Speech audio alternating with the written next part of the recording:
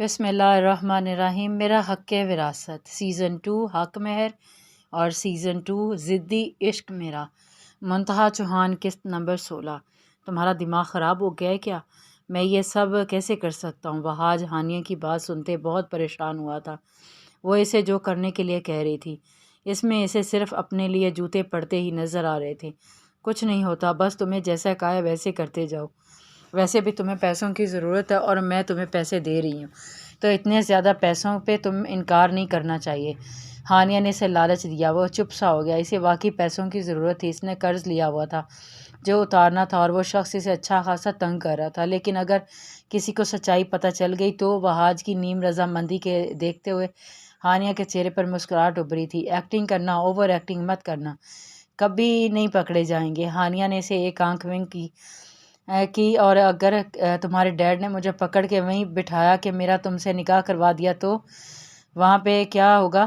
وہ مجھے جان سے مار ڈالے گی۔ وہاج اپنی منگیتر کا ذکر پر تھوڑا پریشان ہوا۔ کچھ نہیں ہوتا، اس سے پہلے ہی میں معاملہ نپٹا لوں گی۔ بس کبیر کا پتہ صاف کرنا ہے۔ اس کا پتہ صاف ہوتے ہی تمہارا پتہ اس معاملے سے تمہیں نکال لوں گی۔ کولڈ ڈرنک کا لاسٹ سپ لیتے ہوئے وہ اٹھی تھی۔ یاد ہے آج 4 بجے ماما کے آفس میں تیار رہنا اور پلیز بی کانفیڈنٹ۔ بس جیسا سمجھایا وہی کرنا، باقی میں سب سنبھال لوں گی، کہتے وہ نکلتی چلی گئی، جبکہ پاس ہی ایک ٹیبل پہ کیپ منہ کے آگے کیے اس کی ساری باتیں سنی اور زیر لب مسکرایا تھا۔ اور ہانیہ جو وارڈ میں سب کا روٹین چیک اپ کر رہی تھی، نرس کے بلانے پر بری طرح چونکتی وہ مڑی تھی۔ کیا ہوا؟ آنیہ کا دل دھڑکا۔ میم، وہ ایک لیڈی کو بہت پین ہو رہا ہے، پلیز جلدی چلیں، اس نے شور مچایا ہوا۔ وہ نرس پریشان ہوتی بولی تھی۔ آنیہ نے فوراً سے بیشتر وہاں جانا مناسب سمجھا۔ تم لوگ آخر کر کیا رہے ہو؟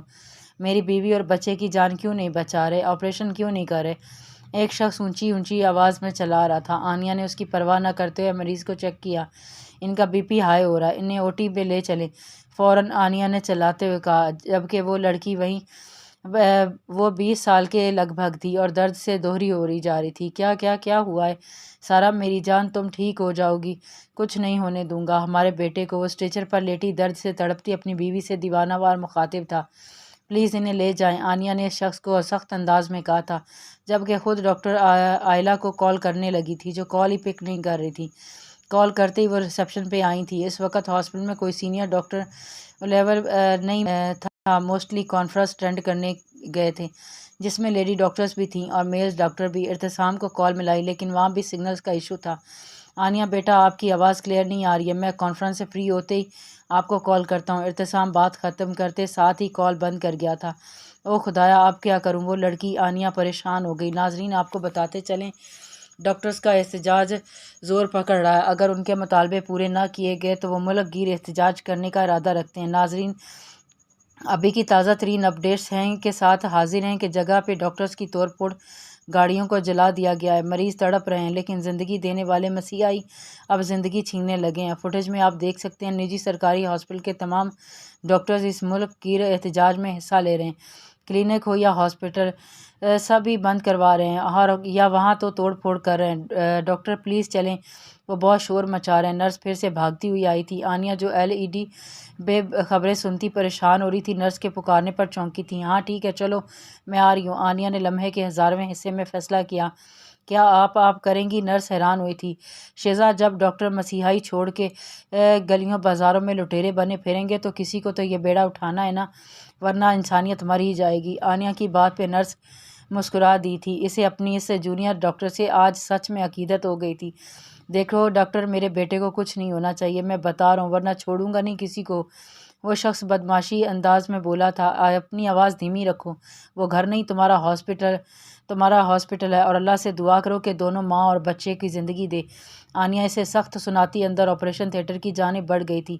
کیس تو نارمل تھا، لیکن بروقت طبی امداد نہ ملنے پہ کافی خراب حالت ہو گئی تھی۔ ڈرپ سیٹ کرتی وہ باہر آئی اور نرس کو کچھ ہدایت کرتی آگے بڑھی۔ اب وہ پھر سے کال ٹرائی کر رہی تھی۔ شکر تھا کہ ابھی ان کا علاقہ اس جھگڑے فساد سے بچا ہوا تھا، لیکن کب تک؟ ابھی وہ کال کرنے کا سوچ ہی رہی تھی کہ ارتسام کا میسج آیا۔ آنیہ، حالات یہاں بہت نازک ہو چکے ہیں، کوئی بھی بات سننے کو تیار نہیں ہے، اچھے خاصے جھگڑے شروع ہو چکے ہیں، آپ جتنی جلدی ہو سکے گھر چلی جاؤ اور ہاسپٹل میں تمام مریضوں کو ڈسچارج کر دیں، کوئی پتہ نہیں ہے، وہاں بھی کسی وقت بھی حالات خراب ہو سکتے ہیں۔ بیٹا میر ہادی کو فون کر کے کہیں کہ وہ آ کے آپ کو لے جائیں، ہاسپٹل مت رکیے گا۔ ہیلو ہیلو چاچو۔ آنیہ ان کی بات پہ سخت پریشان ہوئی۔ وہ دوسری طرف وہ درد کی وہ مریضہ درد سے تڑپ رہی تھی، اور ادھر اسے اپنے آپ کو محفوظ کرنے کی ہدایت مل رہی تھی۔ اور پھر فیصلہ ہو گیا۔ آنیہ نے اس لڑکے اور وہ بچہ دونوں آنیہ کے لیے دیوانہ ہو رہا تھا، اور وہ اس چھوئی ہوئی سی لڑکی اور چھوٹی سی تیکھی سی لڑکی اسے جان و دل سے بھائی تھی، اور وہ اسے ہر صورت میں حاصل کرنا چاہتا تھا۔ لیکن جس دن سے وہ ان کے گھر سے لوٹا تھا، اس کا دل بے چین تھا۔ اس کی چھٹی سے بتا رہی تھی وہ لڑکی انکار کرے گی۔ وہ ہر صورت اسے اپنانا چاہتا تھا، چاہے طریقہ کچھ بھی ہو۔ یہی سوچتے اس نے اپنے اعتباری آدمی کو کال کی اور ہانیہ کو کڈنیپ کروانے کا پلان ترتیب دیا۔ اس صورت میں وہ اسے حاصل کر سکتا تھا۔ پلان ترتیب دیتا وہ ایک آسودہ مسکراہٹ کے ساتھ سیٹ کے ساتھ ٹیک لگا گیا تھا۔ You are only mine. Cigarette سلگاتے وہ بہت کچھ سوچ چکا تھا۔ ابتسام سب دیکھ لیں، اس لڑکی کو اپنے گھر رکھ کے آپ نے بہت بڑی غلطی کر دی ہے۔ مجھے صحیح نہیں لگ رہا ہے۔ وہ لڑکی تمہاری کمزوریاں جاننے آئی ہے اور تم نے اسے اپنے گھر کا راستہ بتا دیا ہے۔ کرنل اچھے خاصے ناراض تھے۔ سر ٹرسٹ می، وہ کچھ نہیں کر پائے گی۔ جب دشمن سامنے ہو تو اس کی ہر چال پہ نظر ہوتی ہے۔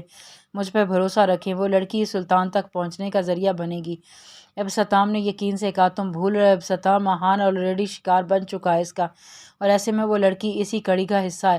وہ آہان کے پیچھے طاقوں میں آئی ہے، اور وہ سر ہمیں صرف نور فاطمہ تک پہنچنا ہے۔ وہ اب بھی ان کی قید میں ہے، اور جب تک وہ ہمیں نہیں مل جاتی ہم اسے کوئی نقصان نہیں پہنچا سکتے۔ اب انتظار ہے صرف 2 تاریخ کا، اس کے بعد اس لڑکی کا چیپٹر بھی کلوز ہے۔ ابتسام نے ان کی بات کاٹتے ہوئے اپنا لاہ عمل ان سے شیئر کیا تھا۔ میں بھی یہی چاہتا ہوں کہ وہ بچی جلد از جلد بازیاب ہو جائے اور یہ لڑکی بہروپیہ اپنے انجام کو پہنچے۔ وہ اس کا باپ اور وہ سلطان، وہ بھی اپنے انجام کو پہنچے، جس نے اپنی بیٹی کو استعمال کرتے ہوئے تم تک پہنچنا چاہا اور تمہارے ذریعے وہ آہان کی پہچان تک پہنچنا چاہتا ہے۔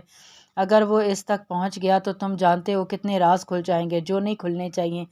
فکر نہ کریں سر، وہ میرا بیٹا ہے، ابھیان ابتسام خان، اور اس کے لیے میں اپنی آخری سر توڑ کوشش کروں گا۔ وہ اس کی پہچان تک میرے گھر والے بھی نہیں پہنچ سکے تو کوئی اور کیسے پہنچ سکے گا؟ لیکن جب وراثت کا بٹوارا ہوگا تب یہ راز کھل جائے گا ابتسام، کیونکہ وراثت میں لے بچے کا کوئی حق نہیں ہوتا ہے۔ ایک لمحے کو ابتسام چپ ہی ہو گیا تھا۔ واقعی اس وقت پہ تو واقعی یہ راز کھل جانا تھا اور ایک طوفان آنا تھا۔ جائیداد کیا چیز ہے؟ میں اپنی جائیداد کا وارث صرف اور صرف آہان کو بناؤں گا، اور اس کے لیے صرف اتنا کرنا ہے مجھے۔ کہتے ہوئے ابتسام کا دل دکھا تھا۔ میں ہینڈل کر لوں گا، ابتسام زیر لب مسکرایا۔ وہ جانتا تھا یہ کام سب سے مشکل ہے۔ آل دی بیسٹ، مجھے پورا یقین ہے تم کامیاب ہو گئے، اس ملک کو بچانے میں بھی اور رشتوں کو بھی، کرنل نے اسے مسکراتے ہوئے کہا تھا، جبکہ ابتسام نے دل میں آمین کہا۔ تو آپ کا اس دنیا میں کوئی نہیں ہے۔ ابرش وحاج سے سارا انٹرویو کر لے چکی تھی۔ اسے وحاج بہت زیادہ اچھا نہیں لگا تھا تو برا بھی نہیں لگا تھا۔ ان کی بیٹی کی پسند تھا اور کبیر کی بنسبت انہیں زیادہ اچھا لگا تھا۔ تو ماما میں اوکے سمجھوں؟ وہ جو کتنی دیر سے چپ بیٹھی سارا انٹرویو سن رہی تھی بالآخر بول پڑی تھی۔ کل تک بتاؤں گی، آپ کے ڈیڈ سے بات کر کے، ابرش نے سنجیدہ انداز میں کہا۔ تو ہانیہ نے سکون کا سانس لیا، وحاج کو اشارہ کیا اور وحاج اجازت لیتا وہاں سے اٹھ گیا۔ ماما آپ ڈیڈ سے کریں گی نا بات؟ بہت منت بھرے لہجے میں پوچھا تھا۔ لڑکا اچھا ہے، سوچ بھی اچھی ہے، کروں گی بات۔ ابرش نے اسے امداد دلائی تھی اور وہ خوشی سے باہر نکل گئی تھی جہاں وحاج اسی کا انتظار کرا۔ تم پھنساؤ گی مجھے؟ وہ دھیرے لیکن سخت انداز میں بولا تھا۔ چپ رہو، دیواروں کے بھی کان ہوتے ہیں، چلو یہاں سے۔ اس کا بازو تھامے وہ باہر نکلی تھی۔ یہ پکڑو اور نکلو۔ اسے چیک سے پیسے دیتی وہ اسے جانے کا بولتی اپنی گاڑی کی جانب بڑھ گئی جہاں کوئی اس کی تاک لگائے پہلے سے موجود تھا۔ وحاج منہ بناتے اپنے رستے ہو لیا تھا، جبکہ آدھے راستے میں ہی ہانیہ کی گاڑی خراب ہو گئی۔ باہر نکل کے گاڑی کو چیک کیا لیکن اسے کچھ سمجھ نہیں آیا آخر مسئلہ کیا ہوا ہے۔ تبھی کسی نے پیچھے سے اس کے سر پر وار کیا تھا جس کے وجہ سے وہ وہیں پہ بے ہوش ہو گئی تھی۔ پیچھے سے ہی اسے مارنے والے نے اسے تھاما تھا اور اپنی گاڑی کی جانب لے کے بڑھا تھا، اور پل کے جھپکانے میں وہ وہاں سے ہانیہ کو لے کر غائب ہوا تھا۔ لیکن کوئی تھا جو اس کے تعاقب میں تھا، ہر پل ہر لمحے۔ 1.5 گھنٹے کے مشکل ترین آپریشن میں بالآخر کامیاب ہو گئی۔ بچے کی روتی آواز کانوں میں پڑی اور اس ننھی جان کو ہاتھوں میں اٹھایا تو آنیہ کی آنکھیں نم ہو گئیں۔ مبارک ہو میم، آپ کامیاب ہو گئیں، نرس نے پاس آتے کہا تو آنیہ کی فرط جذبات سے آنسو نہ رکے۔ بچہ نرس کو تھمایا اور اپنا باقی کام کا کام مکمل کرنے لگی۔ کیسا ہے میرا بچہ؟ وہ شخص بھاگتا ہوا باہر نکلتی آنیہ تک پہنچا تھا۔ ڈونٹ ویری، ماں اور بچہ دونوں ٹھیک ہے۔ ڈاکٹر جلدی چلے، مسئلہ ہو گیا۔ ابھی آنیہ کے الفاظ منہ میں ہی تھے کہ نرس بھاگتی ہوئی آئی۔ اس کے چہرے پہ بے واضح گھبراہٹ تھی۔ آنیہ واپس اندر کی جانب بھاگی، لیکن شاید بہت دیر ہو گئی تھی۔ وہ لڑکی بچ نہیں پائی تھی۔ کچھ لمحے پہلے وہ اسے ٹھیک چھوڑ کے گئی تھی اور اب وہ موت کے منہ میں جا چکی تھی۔ آنیہ تو سنی ہو گئی تھی اور اسے یقین نہ آیا کہ تبھی ڈاکٹر بچہ اٹھائے اس کی جانب بڑھی۔ وہ رو رہی تھی۔ آنیہ نے پتھرائی نظروں سے اسے دیکھا۔ نرس نے روتے ہوئے اس کی طرف دیکھتے نفی میں سر ہلایا۔ آنیہ کی نظریں اس بچے پر گئیں۔ ابھی تو وہ بچہ رو رہا تھا، اس کی سانسیں چل رہی تھیں، وہ زندگی سے بھرپور تھا، اور یوں اچانک دونوں کا مر جانا، اچانک سے کیسے؟ وہ بے آواز روئے جا رہی تھی۔ باہر سے شور کی آواز پہ آنیہ ہوش میں آئی، باہر کی جانب رخ کیا جہاں باہر نکلتے اس کے رونگٹے کھڑے ہو گئے تھے۔ گرفتار کر لیں اسے انسپکٹر صاحب، اس نے مارا ہے میرے بچے کو اور میری بیوی کو۔ وہ دو شخص رو رو کر دہائیاں دے رہا تھا، ایک ٹک دیکھے جا رہی تھی، اور ایک لیڈی کانسٹیبل نے اسے حراست میں لے لیا اور اپنے ساتھ کھینچتی چلی گئی تھی، جبکہ آنسو متواتر بہتے چلے جا رہے تھے۔ ہر سوچ یہیں آ کر ختم ہو رہی تھی کہ وہ ایک قاتل ہے۔ وہ ایک قاتل کیسے ہو سکتی ہے جبکہ اس کا کوئی قصور نہیں؟ اس کا کوئی بھی قصور یقین نہیں کر رہا تھا۔ بھانت بھانت کی آوازوں نے جیسے اس کا حوصلہ توڑ دیا تھا۔ جیل کی چار دیواری کے اندر بیٹھی وہ خالی خالی نظروں سے سب کو دیکھ رہی تھی۔ یہ ڈاکٹر نہیں، یہ قصائی ہے۔ ایسے ڈاکٹرز ہوتے ہیں؟ ماں اور بچہ دونوں کی جان لے لی۔ ارے جب آپ کو آپریشن کرنا ہی نہیں آتا تھا تو آپریشن کیا ہی کیوں؟ ماں کی جان بھی چلی گئی اور بچے کی بھی۔ ایسے لوگوں کو تو جینے کا بھی حق نہیں ہونا چاہیے، مر جانا چاہیے۔ ایسے قصائیوں کو سیدھی پھانسی ہونی چاہیے۔ کوئی ان کو پوچھنے والا نہیں۔ جعلی ڈگریوں پہ یہ ڈاکٹر بنتے ہیں اور غلط آپریشن کر کے لوگوں کی جان لے لیتے ہیں۔ اس نے اپنے کانوں پر ہاتھ رکھ کر ان آوازوں کو خود سے دور کرنا چاہا، لیکن وہ آوازیں اب بھی اس کا پیچھا نہیں چھوڑ رہی تھیں۔ آنکھوں میں کب آنسو بہہ نکلے اسے نہیں معلوم تھا۔ اے میڈم چلو، ملاقات آئی ہے۔ اچانک سے لیڈی کانسٹیبل نے آ کے جیل کا دروازہ کھولا تھا۔ وہ اسے باہر آنے کو کہا تھا، جبکہ آنیہ ابھی بھی ان آوازوں کے زیر اثر تھی۔ اے سنا نہیں، اٹھو، وہ کراہت لہجے میں بولی تھی، جبکہ آنیہ اب کافی حد تک خود کو سنبھال چکی تھی۔ ملاقات جیل سے باہر نہیں ہوتی، جسے ملنا یہیں آ کے ملے۔ آنیہ نے اپنے حواس قائم رکھتے اسے سخت انداز میں جواب دیا۔